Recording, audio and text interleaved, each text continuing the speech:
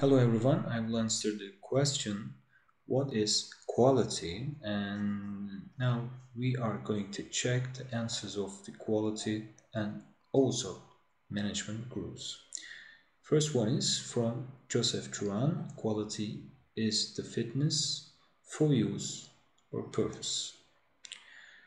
According to Phillips Crosby, quality is conformance to requirements. According to Edward Deming, quality has a predictable degree of uniformity and dependability at low cost and suited to market.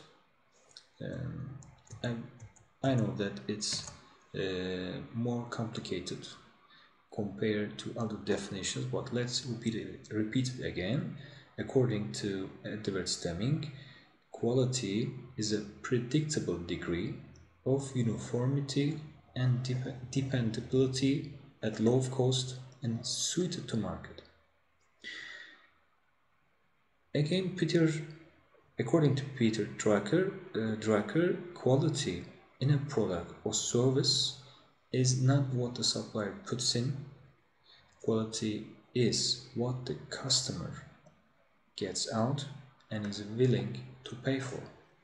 And finally, according to Taguchi, quality is uniformity